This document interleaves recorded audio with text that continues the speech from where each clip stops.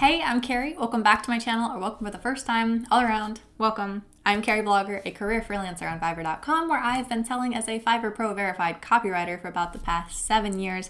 And in today's chatty, unedited, One Take Tuesday video, I'm talking about the fact that I, as a career freelancer, as a, established professional copywriter, have never read any copywriting books, and I've never taken any copywriting courses. And I get this question all the time. Can you please recommend books that you've liked? Can you recommend courses that you've taken? How did you teach yourself? How can you relate those resources to me? And I always have to say, I don't know. I just taught myself. I don't know. So I'm going to be chatting a little bit about trying to identify the things that I have done, the things that I'm going to do, and the things that I think are most important for you to do as well. So let's start with the things that I have done. And I actually remembered to put a timer on today, so we're all set here.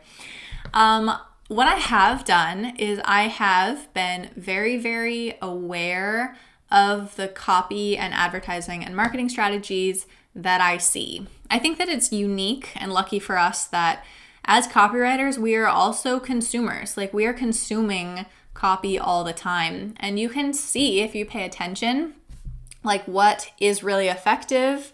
You can see what is really not effective. You can see the different strategies, especially as they come up. I think that beyond, clear trends or cliche, everyone hops on this bandwagon to say the same thing. Besides that, I think that copy is becoming more nuanced as it becomes more targeted to individual audiences, especially given kind of how advertising works today, which is different than the way it used to work, being much more individually targeted and driven to specific audiences based on the data that everyone everywhere is capturing about you all the time.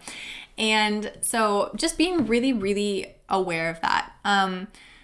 I think that I just kind of have a knack for that, but it's not just I woke up one day and I knew all of this marketing stuff. I feel like I just have always been pretty observant, sensitive to the things that I see and experience and take in, and that through that I've really been able to watch and synthesize kind of the strategies that I see in the world around me and let that influence the way that I create copy for my clients.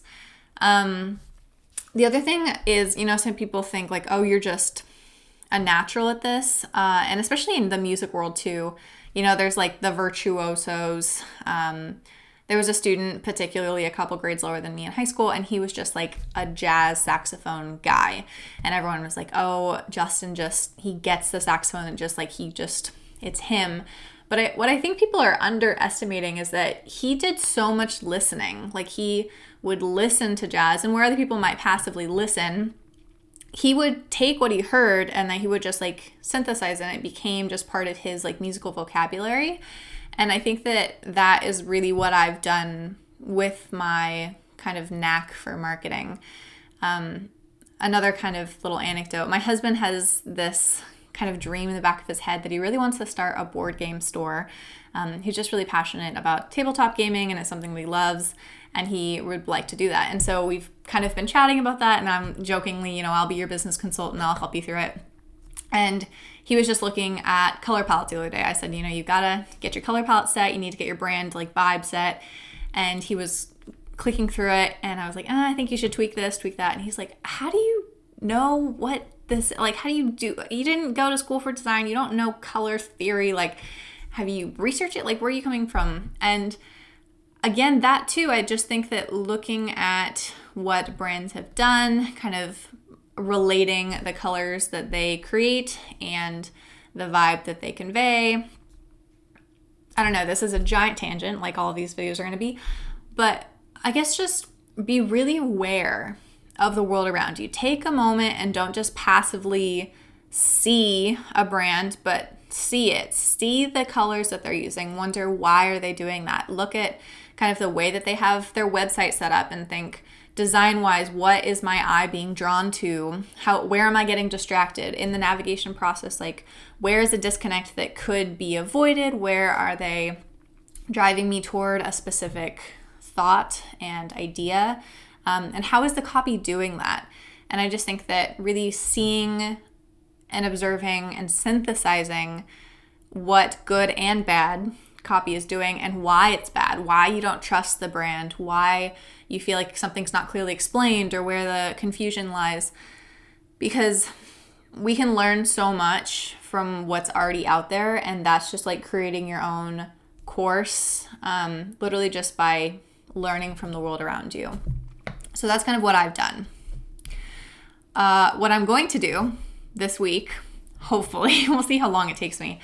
I'm going to, for the sake of my audience out here, I'm going to pick, I think, at least 3, but hopefully 5. I don't want to over promise here.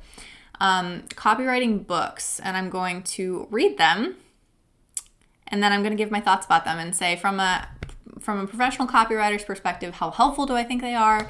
Do they fit into the trap of what I hate, which is, the template cliche, if you want to write this, then do this, and that's what it's going to do. Like, way too rigid rules behind this, because I feel like copywriting is an art. There is nuance to it. You are being creative and like describing things and creating emotional connections in like ways that should not be the same as they are for anything else, because the projects you're writing for are all completely unique, and that uniqueness needs to shine through in your writing. So I'm going to see, do these books really like live up to what people pretend like they are, or do they fall into the trap that I'm afraid they're going to? We shall see. And then that will be a Freelance Friday video coming up soon. And then the third part of this topic is what I think you should do. Assuming, as we know, that I have not read these books yet, I have not taken these courses. If you're interested in my course, I have one on Fiverr Learn. You can check it out. I know for a fact that does not fall into the template cliche annoyingness that I hate, because, hey, I wrote it. Anyway, link to that down in the description. But besides that, I think that the most important thing with copywriting is making sure that your grammar, language mechanics, and just total command of the written language is 100% bulletproof. So even before I would recommend you take a copywriting course, I would recommend that you take like a language class, or do they even have like grammar tutorials online? Like, I don't know. But I think that that's the other thing that really allowed me to propel myself in this industry is I've always just really had a strong knack for language. I'm not a journalism student. I didn't take English like as a college major. I'm a education major for music. But that has to be so solid that you feel 100% sure in like the building blocks that you have of language that you can apply it in any different way. That didn't say correctly.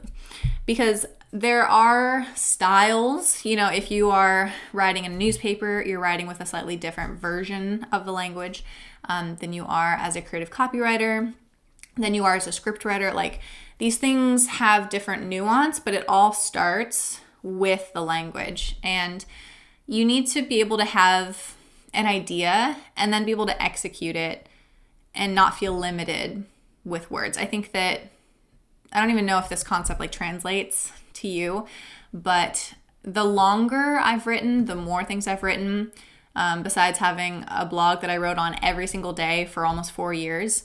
And then at this point, having written for thousands of clients on innumerable topics and niches, every project that I do and everything that I write adds one little like tool to a library in my toolbox of language that I feel like I just have such flexibility now, and it's getting better with every project, to just have an idea and be able to work the language into meeting that goal.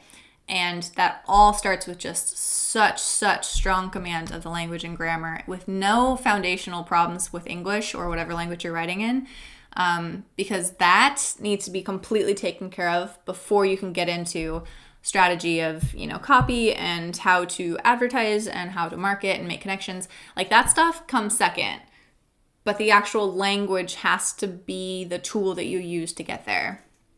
So I wouldn't even worry about copywriting it until you are 100%. You just feel so confident in the language skills you have first. And I think people often skip that whole step because they're just worried about copywriting and being a copywriter. And you have to be a writer first. Okay, bye.